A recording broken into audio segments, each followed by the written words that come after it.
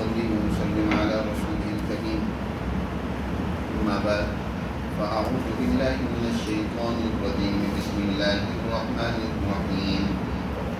يا أيها الذين آمنوا لا يسخر قوم من قوم عسى أن يكونوا خيرا منهم ولا نساء من نساء عسى أن يكون خيرا منهم ولا تلمزوا أنفسكم ولا تنابزوا بالألقاب بئس الاسم الفسوق بعد الإيمان ومن لم يتب فأولئك هم الظالمون.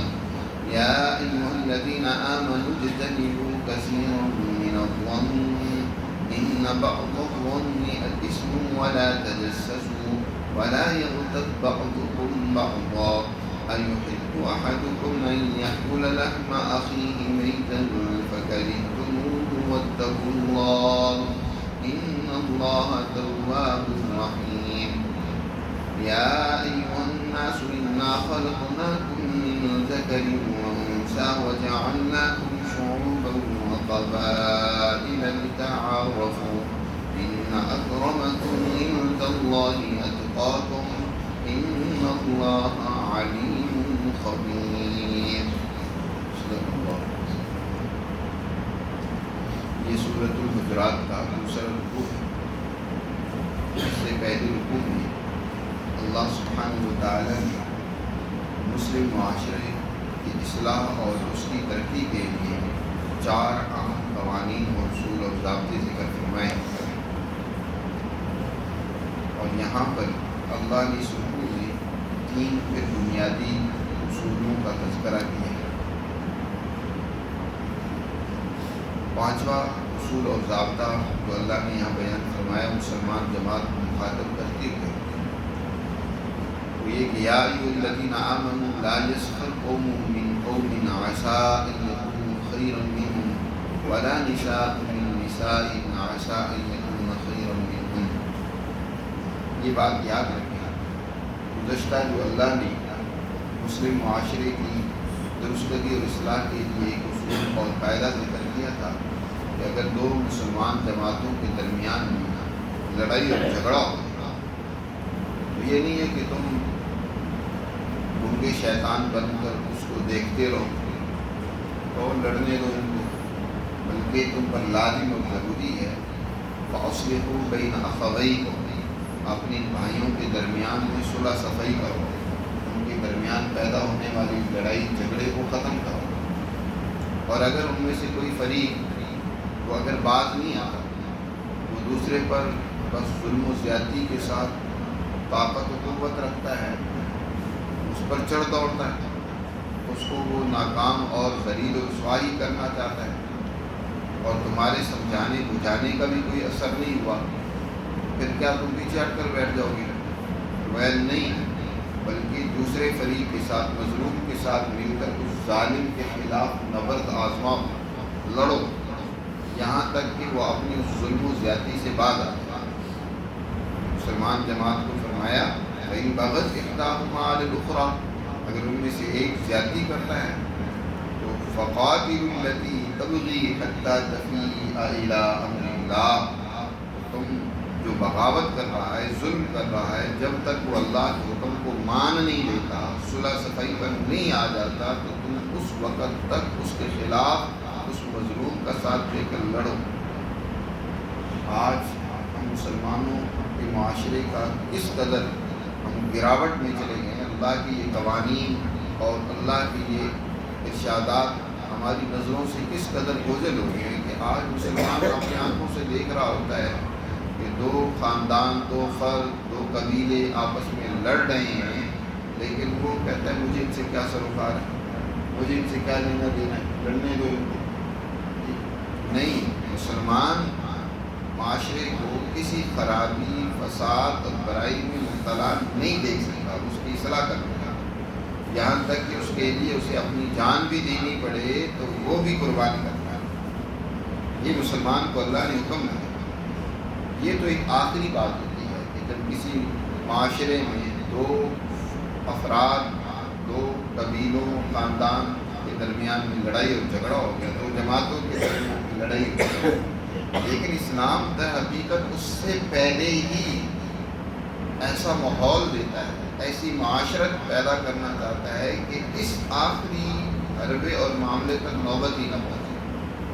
عموماً کسی معاشرے میں یہ جو لڑائی اور جھگڑے ہوتی ہیں اچانک نہیں ہوتے، اس سے پہلے ایک دوسرے کے خلاف نفرت پیدا ہو رہی ہوتی ہے، برائیاں پیدا ہو رہی ہوتی ہیں، اور وہی بڑھتے بڑھتے پھر آگے جنگ و قتال تک، لڑائی جھگڑے تک نوبت پہنچ جاتی ہے۔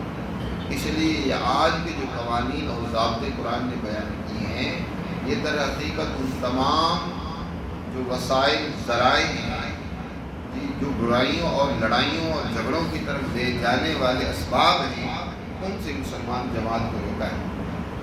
اللہ تعالیٰ ارشاد فرماتے ہیں ایمان والوں کو مخاطب کیا، فرمایا کوئی ایک مسلمان مردوں کی کوئی جماعت، کوئی فرد، لا قوم سے یہاں مراد مسلمان قوم کے مرد حضرات، کیونکہ عورتوں کا آگے خاص طور پر اللہ نے الگ سے ذکر کیا۔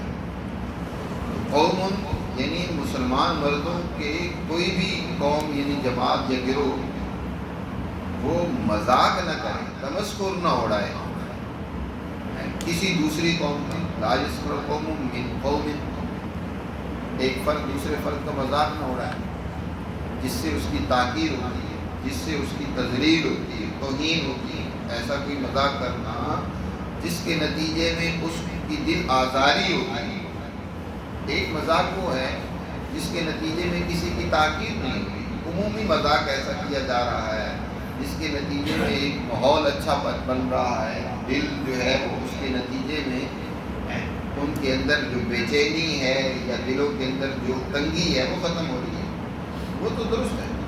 اس طرح کا مذاق نبی کریم صلی اللہ علیہ وسلم بھی فرمایا کرتے تھے۔ مثلا ایک بوڑھی خاتون نے حضور صلی اللہ علیہ وسلم سے کہا کہ اللہ کے رسول میرے لیے دعا فرمائیں کہ اللہ مجھے جنت میں داخل کر دے۔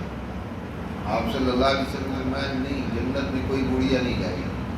بڑی پریشان ہو گئی، کہنے لگے اللہ کے رسول میرے لیے دعا کریں، میں ایک کمزور بوڑھیا ناتمام جنت میں نہیں جاؤں گی۔ آپ نے فرمایا کوئی بوڑھیا جنت میں نہیں جائے گی، وہ جنت میں جائے گی لیکن جوان ہو کر جائے گی۔ آپ نے اس سے جو پہلے فرمایا کوئی بوڑھیا جنت میں نہیں جائے گی، اس سے مذاق کیا کہ بڑھاپے کی حالت میں تم جنت میں نہیں جاؤ۔ اس طرح کے بے شمار آپ صلی اللہ علیہ وسلم سے مزاحیہ کلمات منقول اور مروی ہیں، لیکن اس میں کسی کی تنقیص نہیں ہوتی۔ ایک صاحب نے حضور صلی اللہ علیہ وسلم سے سواری مانگی، آپ نے فرمایا کہ ہم تمہیں اونٹ نہیں دیں گے، اونٹ کا بچہ ہی دیں گے۔ انہوں نے کہا اللہ کے رسول میں نے اونٹ کے بچے کو کیا کرنا ہے، مجھے تو سواری چاہیے۔ آپ نے فرمایا جو سواری بھی ہوگی نا وہ بھی تو کسی اونٹ کا بچہ ہی ہے۔ تو آپ صلی اللہ علیہ وسلم مذاق کرتے تھے لیکن کسی کی تنقیص نہیں ہوتی۔ آج ہمارے مذاق کیا ہوتے ہیں، دوسرے کی تحقیر کے نتیجے میں دوسرے کی برائی ساتھ کر رہے ہوتے ہیں، دوسرے کے بارے میں دل آزاری پیدا کی جائے، خود سن لے تب بھی اسے تکلیف ہوتی ہے، یا نہ سنے اس کو بعد میں پتہ چلے اس سے اس کو اور ہوتا ہے۔ تو یہاں سے دلوں میں کدورتیں کا آغاز ہوتا ہے، اور پھر یہی بڑھتے بڑھتے نفرتوں میں، اور یہی نفرتیں پھر آگے لڑائیوں اور جھگڑوں میں پیدا ہو جاتی ہیں۔ اس لیے قرآن نے فرمایا تم جس کا مذاق اڑا رہے ہو تمہیں کیا معلوم، ہو سکتا ہے وہ تم سے بہتر ہو، تم اس کی تو تحقیر کر رہے ہو، لیکن اصل تو عزت کا معیار عند اللہ ہے، اللہ کے ہاں اس کا عمل زیادہ مقبول ہو، تمہیں کیا معلوم ہے۔ آگے پھر خاص طور پر خواتین میں یہ کیونکہ عادت بہت زیادہ ہوتی ہے، اس لیے ان کو خطاب کرتے ہوئے فرمایا قرآن میں عموماً مذکر کے الفاظ اور صیغے ذکر کیے جاتے ہیں اور عورتیں بھی اس کے زمرے میں شامل ہوتی ہیں، لیکن جہاں کہیں ضرورت ہوتی ہے کسی خرابی یا حکم کو الگ سے بیان کرنے کی تو پھر وہاں عورتوں کا خاص طور پر علیحدہ سے ذکر کیا جاتا ہے۔ جیسے یہاں فرمایا وَلَا نِسَاءٌ مِّن نِسَاءٍ عَسَىٰ أَن يَكُنَّ خَيْرًا مِّنْهُنَّ، اور نہ ہی عورتوں کا مذاق کریں۔ عورتوں میں تمسخر اور مذاق اکثر پایا جاتا ہے، ایک دوسرے کی برائی، غیبت، تحقیر، اس لیے فرمایا ہو سکتا ہے جن کی تم برائی اور مذاق کر رہے ہو وہ بہتر ہوں، ان سے مذاق کرنے والیوں سے بہتر ہوں. اس لیے تمسخر کسی کی تحقیر یہ مسلمان جماعت کے لیے قطعاً درست نہیں ہے. آگے ایک اور چھٹا اصول اور ضابطہ ذکر کیا، فرمایا وَلَا تَلْمِزُوا أَنفُسَكُمْ. یہ در حقیقت ایک ہی اصول ہے، اس کی آگے 3 شقیں ہیں جن کو بیان کیا گیا. پہلی شق تو یہ ہے کہ مذاق نہ کیا جائے کسی کا، اور دوسری شق یہ ہے، دوسری بات یہ کہ وَلَا تَلْمِزُوا أَنفُسَكُمْ، تم اپنوں پر عیب نہ لگاؤ. تلمزو لفظ کہتے ہیں کسی پر عیب لگانا، کسی کو برائی کی طرف منسوب کرنا، طعنہ زنی کرنا. فرمایا وَلَا تَلْمِزُوا أَنفُسَكُمْ. قرآن نے یہاں فرمایا أَنفُسَكُمْ، اپنوں پر، یعنی مسلمان جماعت یہ یقین کر رہی ہے کہ دوسرے مسلمان اس کے اپنے ہیں، پرائے نہیں ہیں. کیا کوئی انسان اپنے کے اوپر، اپنے بھائی کے اوپر، اپنے بیٹے کے اوپر عیب لگاتا ہے؟ اس کی تو کوشش یہ ہوتی ہے کہ کوئی دوسرا عیب لگائے تو وہ اس کے عیب کو حد الوسع سے دور کرے. تو ہم دوسروں پر برے کاموں کی نسبت کرتے ہو، ان کے اندر برائیاں تلاش کرتے. نبی کریم صلی اللہ علیہ وسلم نے ارشاد فرمایا کہ جو انسان کسی کے عیب کو چھپاتا ہے، اللہ کل قیامت کے دن جب اس کو اپنے عیوب کے چھپانے کی سب سے زیادہ ضرورت ہوگی، اللہ اس کے عیوب پر پردہ ڈالے گا، اس کو چھپائے گا اور اس کی مغفرت فرمائے گا. اور یہاں کوئی انسان جب دوسروں کی حد کی عزت کرتا ہے، کل قیامت کے دن اللہ اس کو سب کے سامنے رسوا و ذلیل کر دے گا. اس لیے قرآن نے فرمایا وَلَا تَلْمِزُوا أَنفُسَكُمْ، اپنوں پر عیب نہ لگاؤ. اور وَلَا تَنَابَزُوا، اور تیسرا کسی کے ساتھ کسی اصول کے تحت تیسرا حکم یہ ہے کہ وَلَا تَنَابَزُوا بِالْأَلْقَابِ، برے القاب اور ناموں سے مت تم ایک دوسرے کو پکارو. کسی کو ایسا نام لینا جو اس کو برا لگے، جو اس کو ناپسند ہو، اس نام سے اسے چاہے مذاق بھی کیوں نہ ہو. یہ بابے بوڑھے سن لیں، ایک دوسرے کے ساتھ مذاق اکثر کرتے ہیں اور ناموں میں بھی بڑے غلط رویے اختیار کرتے ہیں. قرآن نے سختی سے منع کیا ہے وَلَا تَنَابَزُوا بِالْأَلْقَابِ، ایک دوسرے کو برے القاب سے مت پکارو. مذاق کی صورت میں ہو جائے وہ اس طرح درست نہیں ہے، کیونکہ یہی بیج ہے فتنے کا، فساد کا، جھگڑوں اور لڑائیوں کا. وَلَا تَنَابَزُوا بِالْأَلْقَابِ، برے القاب سے. یہ بھی برا لقب ہوتا ہے، کسی کو کبڑا کہہ دینا، کسی کو لنگڑا کہہ دینا، کسی کو نابینا کہہ دینا چاہے وہ نابینا ہی کیوں نہ ہو. کسی کو اور اس طرح کا کوئی لفظ، کوئی مطلب لمبے قد والا ہے تو لبوترا کہہ دینا. قرآن نے کیونکہ آگے بڑے سخت الفاظ استعمال کیے، فرمایا بئس الاسم الفسوق بعد الایمان، اسلام اور ایمان قبول کرنے کے بعد تم فسق کا ارتکاب کرو، تم ایک اللہ کے قانون کو توڑو. اس سے برا کیا کام ہو سکتا؟ تم مسلمان ہو گئے. مسلمان ہونے کا مطلب تو ایک دوسرے کی عزت ہے، احترام ہے، اور تم بجائے احترام اور عزت کرنے کے ایک دوسرے کی توہین کرتے ہو، کافروں والا رویے اختیار کرتے ہو. تو ایمان کے بعد یہ اس طرح کے برے لقب، برے نام، یہ تو فسق کی بات ہے، بہت اللہ کے قانون کو توڑنے کی بات ہے. اور فرمایا جو ان غلط رویوں سے باز نہ آیا وَمَن لَّمْ يَتُبْ فَأُولَٰئِكَ هُمُ الظَّالِمُونَ، یہ لوگ در حقیقت ظالم اور ناانصاف ہیں، ان کو سزا ملنی چاہیے، دنیا میں بھی ان کو سزا ملنی چاہیے. چنانچہ حد کی عزت کا قانون فقہا نے بیان کیا کہ جو آدمی کسی کی تحقیر کرتا ہے، یہ اس سوسائٹی میں کوئی کسی کو بدنام کرنے کی کوشش کرتا ہے، تو عدالت اس کے خلاف کیا حد جاری کرے گی. کوئی آدمی کسی کے اوپر خواہ الزام لگا دیتا ہے، اس نے کوئی جرم نہیں کیا یا جرم کو وہ ثابت نہیں کرتا. یاد رکھو جرم کو ثابت کرنے کے لیے بھی شرائط اور گواہیاں ہوتی ہیں. مثلا کسی نے زنا کی ارتکاب کیا ہے، لیکن اگر آپ کے پاس 4 گواہیاں نہیں ہیں تو آپ اس کو زانی نہیں کہہ سکتے. چاہے آپ نے آنکھوں سے دیکھا ہی کیوں نہ ہو، خود دیکھ لیا ہو، لیکن آپ اس کے اوپر وہ الزام نہیں لگا سکتے جب تک آپ 4 گواہیوں سے اس جرم کو ثابت نہیں کر سکتے۔ اگر نہیں ثابت کر سکتے اور تم اس کے اوپر الزام لگا رہے ہو تو شریعت میں تم پر حد جاری ہوگی، اس کو حد قذف کہتے ہیں، اس پر جھوٹا الزام لگانے کی حد جاری کی جائے گی۔ اسی طرح کوئی آدمی کسی پر ایسی اس کی توہین کرتا ہے، اس کی تحقیر کرتا ہے، یہاں تک فقہاء نے لکھا ہے کوئی آدمی کسی کو ہجڑا کہہ دیتا ہے، مخنث کہہ دیتا ہے، اب وہ عدالت میں پیش ہو اور عدالت اس کی اس دعوے کو سنے گی، اور حد کی عزت کا قانون آج بھی ہماری عدالتوں میں جاری ہے۔ دین اسلام نے اس قانون کی اہمیت کو بیان کیا ہے کہ یہ بڑے ظلم کی بات ہے، ایسے ظالموں کو سزا ملنی چاہیے۔ حد کی عزت کا قانون آج بھی عدالتوں میں ہے، چاہے ہماری عدالتوں میں اس پر عمل نہیں بھی ہوتا۔ فرمایا وَمَن لَّمْ يَتُبْ، جو ان کرتوتوں غلط حرکتوں سے باز نہیں آتا، یہی لوگ ظالم ہیں اور ان کے خلاف قانون حرکت میں آنا چاہیے، ان کو سخت سزا ملنی چاہیے، کیونکہ یہی در حقیقت معاشرے کے اندر بہت بڑی برائیوں، خرابیوں، جھگڑوں اور لڑائیوں کا سبب بنتا ہے۔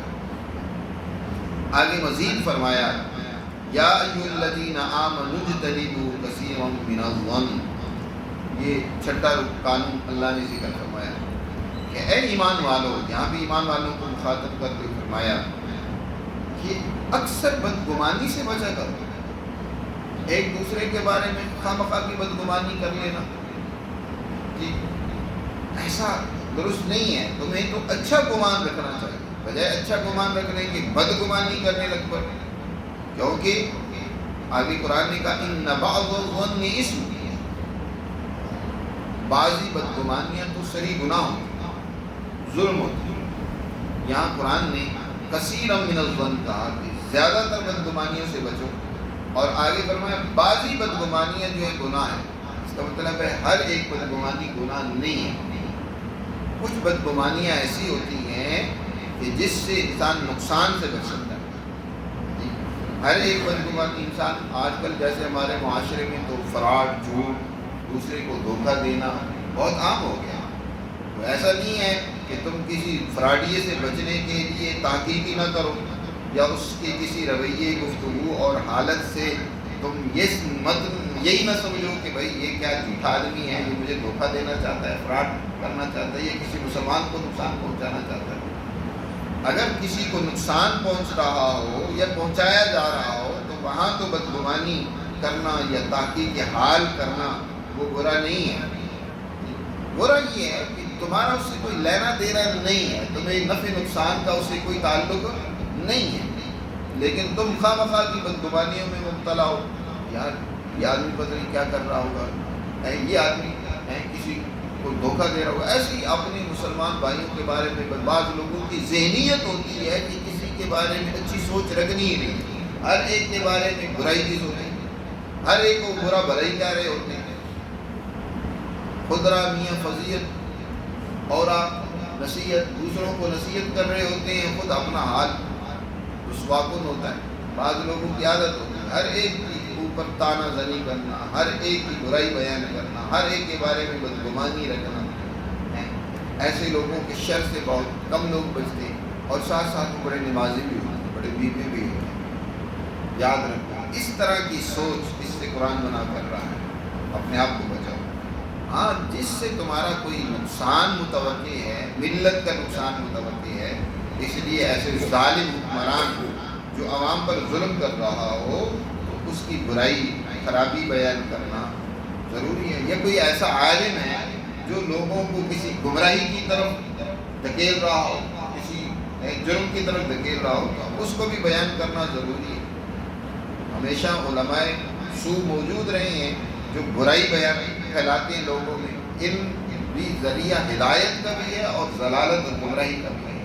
تو آج بھی معاشرے میں ایسے بہت سارے ہیں، آپ کو علماء اور خاص طور پر سوشل میڈیا پہ ایسے بہت سارے مفکر ہیں، علامہ، فاضل علامہ ملیں گے جو عجیب و غریب انداز سے گفتگو کرتے ہیں، پہلے نوجوانوں کی کشش حاصل کرتے ہیں پھر ان کو ایسی ایسی خرابیوں اور گمراہیوں میں مبتلا کرتے ہیں کہ انسانی عقل حیران رہ جاتی ہے۔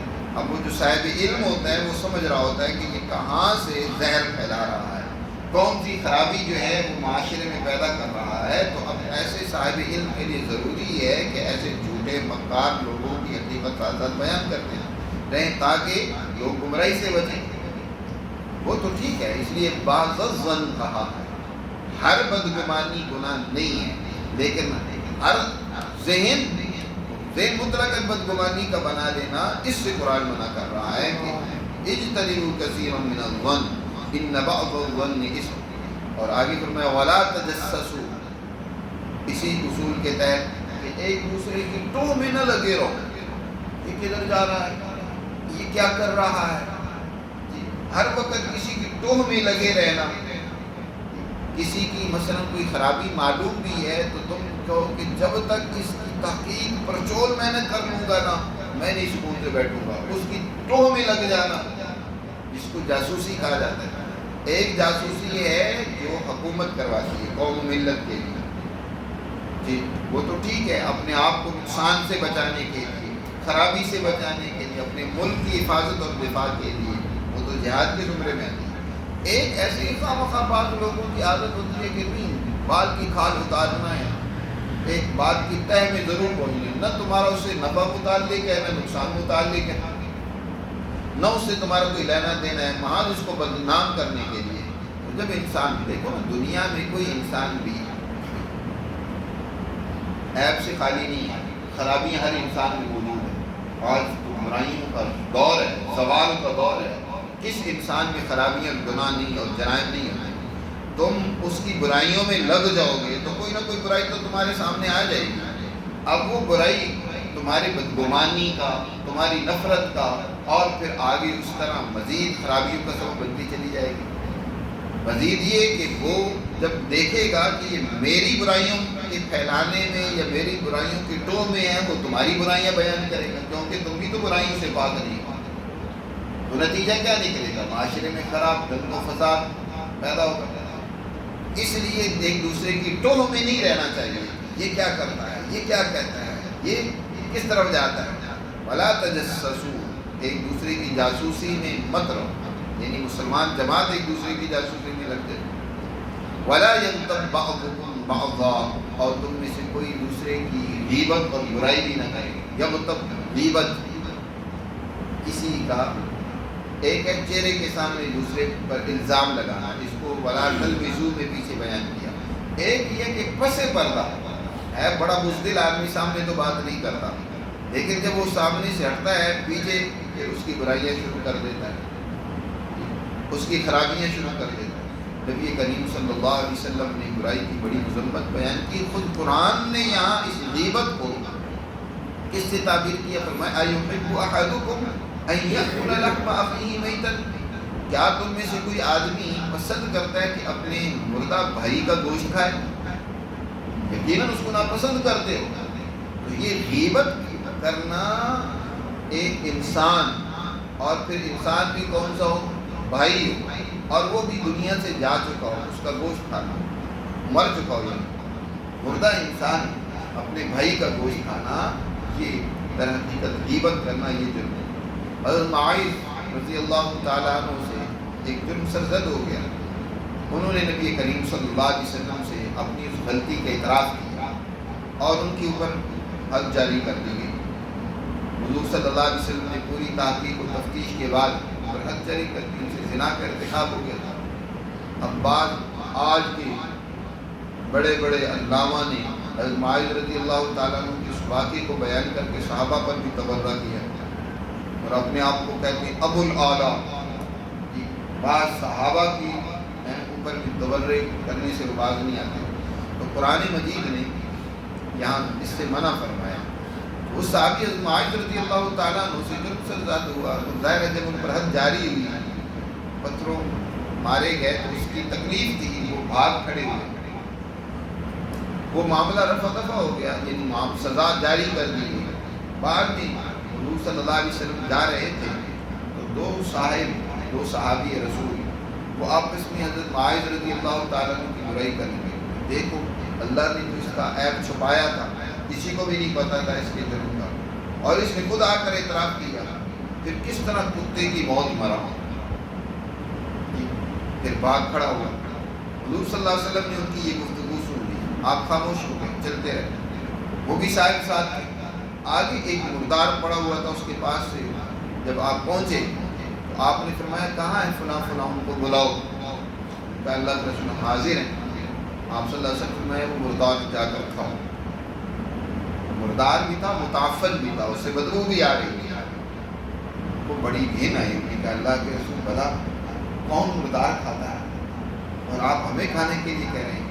آپ صلی اللہ علیہ وسلم نے فرمایا تم نے تو اس سے بدتر عمل کیا ہے، تم نے اپنے مسلمان بھائی کے مردہ جسم کو نوچا ہے۔ وہ جو تم مائز کی برائی بیان کر رہے تھے وہ اس مردار کے کھانے سے بھی بدترین عمل ہے۔ اور فرمایا تم اس مائز کی بات کرتے ہو، وہ تو جنت کی نہروں میں نہا رہا ہے، وہ تو جنت کے اندر سیر و سیاحت کر رہا ہے، اس نے تو اتنی بڑی قربانی کی کہ اپنے آپ کو پاک کر لیا دنیا کی یہ تھوڑی سی تکلیف اٹھا کر، اور تم اس کی برائی بیان کر رہے ہو۔ تو اللہ سبحانہ و تعالیٰ نے مسلمان جماعت کو یہاں فرمایا تم میں سے کوئی آدمی کسی کی غیبت نہ کرے، لیکن یہاں پر بھی وہی بات سامنے رہنی چاہیے، ایسی برائی جس کے نتیجے میں کوئی نفع نقصان متعلق ہو کسی کا یا اپنا، تو وہ کسی کو بیان کیا جا سکتا ہے تاکہ وہ نقصان سے بچ جائے۔ جیسے حضرت ہندہ رضی اللہ تعالیٰ عنہ نے نبی کریم صلی اللہ علیہ وسلم سے آ کر سوال کیا کہ اللہ کے رسول میرے شوہر ابو سفیان بڑے شقی اور بخیل ہیں، پورا خرچہ نہیں دیتے، کیا میری اجازت ہے کہ میں اپنی اولاد کا اور اپنا خرچہ بغیر ان کو بتائے ان کے مال میں سے لے لیا کروں؟ اب حضرت ہندہ نے حضور صلی اللہ علیہ وسلم کے سامنے ان کے اس بخل کا ذکر کیا۔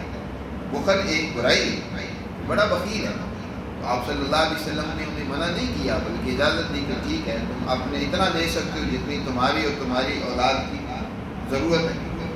یا اسی طرح ایک خاتون حضرت فاطمہ بنت قیس رضی اللہ تعالی عنہا نبی کریم صلی اللہ علیہ وسلم کی خدمت میں آئیں، انہوں نے حضور صلی اللہ علیہ وسلم سے مشورہ مانگا کہ اے اللہ کے رسول مجھے دو آدمیوں نے پیغام نکاح بھیجا ہے، ایک حضرت معاویہ نے اور ایک غالباً حضرت جہم رضی اللہ تعالیٰ نے ایک اور صحابی کا نام لیا، آپ مجھے مشورہ دیں ان میں سے میں کس سے نکاح کروں؟ آپ صلی اللہ علیہ وسلم نے فرمایا جہاں تک معاویہ کی بات ہے لا مال لہ، اس کے پاس کوئی مال شال کوئی نہیں ہے، قدال ہے، غریب آدمی ہے، کیسے تیرے اخراجات کو پورا کرے گا؟ اور جو ان کے بارے میں فرمایا کہ وہ ایسا آدمی ہے کہ ہر وقت اپنے گھر والوں کے اوپر ڈنڈا لے کر سوار رہتا ہے، سخت مزاج ہے، اس سے نکاح کرے گی تو سرپٹوری گھر میں ہوتی رہے گی۔ تو آپ صلی اللہ علیہ وسلم نے اب یہاں ضرورت تھی اس کی درست رہنمائی کی، اس لیے آپ صلی اللہ علیہ وسلم نے دونوں کی حقیقت بیان کی، نقصان سے تاکہ بچائے، جو فیصلہ کرنا ہے سوچ سمجھ کر کرے، مال کی تنگی کے ساتھ گزارا کر سکتی ہو تو ٹھیک ہے ان کے ساتھ کر لو، اور اگر دوسری طرف کوئی سختی برداشت کر سکتی ہو تو پھر ان کے ساتھ کر لو۔ کوئی شادی بیاہ کے معاملے میں مشورہ مانگتا ہے کسی سے متعلق تو آپ کو کوئی حقیقت معلوم ہے تو آپ درست حقیقت بیان کریں۔ اور ایک اور بات بھی یاد رکھیے کہ غیبت کا تعلق اس سے ہی ہوتا ہے کہ اس میں وہ برائی موجود ہو۔ آپ صلی اللہ علیہ وسلم نے خود غیبت کی تعریف کرتے ہوئے فرمایا کہ اگر اس میں وہ برائی موجود ہے تم نے اس کے پس پردہ اس کو بیان کیا تو تب تو وہ غیبت ہے، اور اگر اس میں ہے ہی نہیں اور تم اس کی برائی کو بیان کر رہے ہو، اس کی طرف منسوب کر رہے ہو تو یہ تو بہتان ہے، تو اس سے بڑا جرم تم نے کیا۔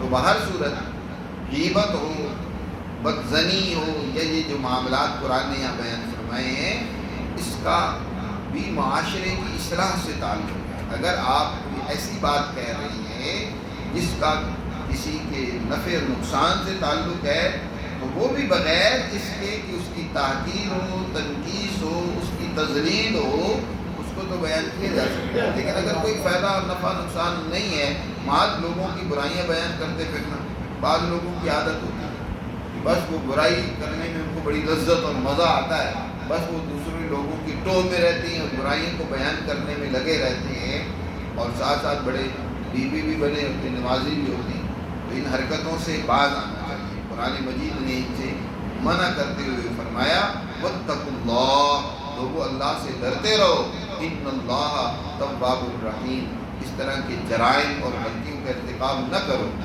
اگر ہو گئی ہے اب باز آ جاؤ، کیونکہ اللہ بہت زیادہ بندوں کی توبہ قبول کرنے والا ہے، ان پر بڑا مہربان ہے، لہذا توبہ کرو اور اللہ سے معافی مانگو، اللہ تم پر رحم کرے گا۔ ایک اور اصول اور ضابطہ جو یہاں ذکر فرمایا، 7واں اصول، یا ایھا الناس انا خلقناکم من ذکر و انثی وجعلناکم شعوبا وقبائل لتعارفوا، اے لوگو بے شک ہم نے تم کو ایک مرد اور عورت سے پیدا کیا اور تمہارے ہم نے خاندان اور قبیلے بنائے ہیں تاکہ تم ایک دوسرے کی معرفت اور پہچان حاصل کرو۔ عرب کے اندر ایک بہت بڑی خرابی موجود تھی، عرب اپنے آپ کو بڑے سپیریئر سمجھتے تھے، خاص طور پر قریش سمجھتے تھے کہ ہم تو اہل خمس ہیں، ہم تو جو ہے نا قطان اللہ ہیں، بیت اللہ کے جو ہے مجاور اور پڑوسی ہیں، ہم بڑی اعلیٰ نسل اور خاندان سے تعلق رکھتے ہیں، وہ بلکہ اپنے آپ کو عرب کہتے تھے، دنیا کو عجم اور گنگا کہتے تھے، یہ تو ان کو بات کرنی نہیں آتی۔ آپ اس کا اندازہ لگا سکتے ہیں یہاں تک کہ نبی کریم صلی اللہ علیہ وسلم نے جب مکہ کو فتح کیا، حضور نے حضرت بلال رضی اللہ تعالیٰ عنہ سے فرمایا کہ بیت اللہ پر چڑھ کر اذان دو، اور بلال رضی اللہ تعالیٰ عنہ کا بیت اللہ پر چڑھ کر اذان دینا یہ بہت سارے لوگوں پر بڑا ناگوار گزرا کہ ایک حبشی کالا اور وہ بھی غلام، کیا اس کی اتنی شان ہوگی کہ وہ بیت اللہ پر چڑھ جائیں اور پھر اذان دیں؟ حضرت حسین وہ تو کہنے لگے اچھا ہوا کہ میرے والد نے یہ دن نہیں دیکھا، اس سے پہلے دنیا سے چلے گئے، لیکن یہ دن بھی ہم نے دیکھنا تھا کہ ایک حبشی غلام ہے اور کوئی ملا ہی نہیں ہے کہ اس کو بیت اللہ پر چڑھا دے۔ ابو سفیان وہ بھی مسلمان ہو چکے تھے، وہ کہنے لگے کہ میں تو کچھ نہیں کہتا ہوں، شاید ان کو ہماری کچھ کہنے کے بارے میں پتہ نہ چل جائے۔ عامر ابن سہیل بھی مسلمان ہوئے، وہ بھی بڑے تعجب میں اور اس کو اندر سے وہ بڑا برا سمجھ رہے تھے، کیا کریں کہ یہ دن بھی آنے تھے۔ اس طرح اور بہت سارے لوگ ہوتے ہیں، یہ گویا کہ ان کی ایک نسل در نسل ایک چیز ان کے ذہنوں میں بیٹھی ہوئی تھی کہ ہم ہی سب سے اعلیٰ ہیں، اور پھر خاص طور پر غلاموں کو تو کوئی حیثیت ہی نہیں دیتے تھے، کوئی عزت نہیں کی۔ پھر مختلف خاندان اور قبائل کے ایک بڑا قبیلہ ہوتا ہے، پھر اس کی نیچے شاخیں ہوتی ہیں، ان کو شعوب کہا جاتا ہے۔ بڑا جو قبیلہ ہے اس کے نیچے خاندان ہے، قریش کے آگے بہت ساری شاخیں تھیں، جیسے بنو ہاشم، اسی طرح بنو امیہ، یہ الگ الگ شعوب تھے، الگ الگ خاندان تھے، مگر نہ اوپر بڑا قبیلہ وہ قریش تھا، قریش کی کئی شاخیں تھیں۔ تو اللہ یہ بیان فرما رہے کہ یہ جو ہم نے قبیلے بنائے ہیں، خاندان بنائے ہیں، نسلیں پیدا کی ہیں، اس کا مقصد تو یہ تھا کہ انسانوں کے درمیان میں رشتے ناطے جڑے، انسانوں کے اندر محبت و معرفت پیدا ہو، انسان ایک دوسرے کی مدد کریں، ان کے درمیان میں وراثت اور ایک دوسرے کے ساتھ مالی تعاون پیدا ہو۔ اللہ نے یہ خاندان تو اس لیے بنائے تھے کہ ایک دوسرے کا تعاون کرنا آسان ہو جائے۔ تم نے اس کو ذریعہ برتری کا، تنقید کا اور اپنے آپ کو بڑا سمجھنے کا بنا لیا، فخر و مباحت کا۔ عربوں میں یہ خاص طور پر بہت بڑی چیز موجود ہے، لیکن نہ صرف عربوں میں بلکہ دنیا میں بھی، اور آج بھی آپ دیکھتے ہیں، امریکہ کو ہی دیکھ لیں جو اپنے آپ کو بڑا مہذب سمجھتا ہے، ریڈ انڈین کا قتل جس قدر امریکہ بدماش نے کیا، دنیا اس کو جانتی ہے، اور آج بھی وہاں ہوٹلوں کے باہر لکھا ہوتا ہے ریڈ انڈین کتوں کا داخلہ گویا کہ ہمارے ہوٹل میں منع ہے۔ وہاں جو کالے ہیں، سفید فام ہیں، ان دونوں کے درمیان میں تقسیم موجود ہے رنگت کی بنیاد پر۔ آج بھی کالوں کے سکول، کالجز، یونیورسٹیاں الگ ہیں، سفید فام لوگوں کے الگ ہیں، ایک امتیاز ان میں موجود ہے۔ چاہے وہ دنیا کو ایک اپنا بڑا مہذب دکھلانے کے لیے بارک اوباما جیسے کو وقتی طور پر صدر بھی بنا دیں، لیکن عام ذہنیت اور سوچ تقسیم کی موجود ہے، نفرت کی موجود ہے۔ سفید فام کالوں سے نفرت کرتا ہے، تو رنگت کی بنیاد پر خرابیاں موجود ہیں۔ اسی طرح خطے اور جغرافیے کی بنیاد پر آپ انڈیا میں چلے جائیں جو اپنے آپ کو سب سے بڑا جمہوری ملک کہتا ہے، وہاں آج بھی آپ کو اچھوت غیر اچھوت ملیں گے، وہاں مختلف گروہوں اور طبقات میں تقسیم وہ سوسائٹی ملے گی۔ ایک طبقے کو اچھوت بنا دیا گیا کہ ان کے لیے ان کی عبادت گاہوں میں، ان کے اجتماعات میں ان کا جانا جو ہے وہ انتہائی درجے کا ناپسند سمجھا جاتا ہے۔ نبی کریم صلی اللہ علیہ وسلم نے اس کی بڑی شدت کے ساتھ مذمت فرمائی اور ان خرابیوں کا قلع کما دیا۔ آپ صلی اللہ علیہ وسلم نے فتح مکہ کے موقع پر بھی، حجۃ الوداع کے موقع پر تو واضح طور پر آپ نے فرمایا لا فضل لعربی علی عجمی، کسی عربی کو عجمی پر کوئی فضیلت نہیں ہے، کسی سفید رنگت والے کو، احمر کو، اسود پر کوئی برتری اور عزت نہیں ہے۔ جغرافیے کی بنیاد پر، رنگت کی بنیاد پر، حسب نسب کی بنیاد پر کوئی فضیلت نہیں ہے الا بالتقوی۔ اگر فضیلت کا معیار ہو سکتا ہے تو وہ اللہ سے زیادہ جو ڈرنے والا ہے۔ اگر معیار فضیلت کا تم دیکھنا ہی چاہتے ہو تو وہ تو عمل اور کردار سے ہے، اور ظاہر ہے جس میں جتنا زیادہ تقوی ہوگا، قرآن نے جس کو یہاں بیان فرمایا ان اکرمکم عند اللہ اتقاکم، بے شک تم میں سے زیادہ باعزت اللہ کے ہاں وہ ہے جو زیادہ متقی ہے۔ جو جتنا زیادہ متقی ہوگا وہ اتنا ہی انسانوں کا خیر خواہ ہوگا، انسانوں کی تقسیم کو ناپسند کرے گا، ان سے محبت کرے گا، ان کو اپنا سمجھے گا۔ تو گویا اصل تو انسانیت ہے۔ اور تم دیکھو تم سب کس کی اولاد ہو؟ آدم کی، اور آدم تم سب کے والد ہیں، وہ مٹی سے بنے، حضور نے ارشاد فرمایا تم سب کے والد آدم سے، آدم تم سب کے والد ہیں، اور آدم کے فرمایا من تراب، وہ مٹی سے پیدا کیے گئے۔ یہاں بھی فرمایا انا خلقناکم من ذکر و انثی، بے شک ہم نے تم کو ایک مرد اور عورت سے پیدا کیا۔ کیا تمہارے باپ تو آدم تھے اور ان کے باپ آدم و حوا نہیں تھے؟ وہ والدین ان کے نہیں تھے؟ جی کوئی اپنے آپ کو بڑا عوام سمجھنے لگ پڑے کہ بھائی میں تو بڑے خاندان سے تعلق رکھتا ہوں، جی کوئی اور اپنے آپ کو چودھری کہنے لگ پڑے، کوئی اور اسی طرح دوسروں کو کمی کہہ کر ان کی تاکیر و تنقید کرنے لگ پڑے۔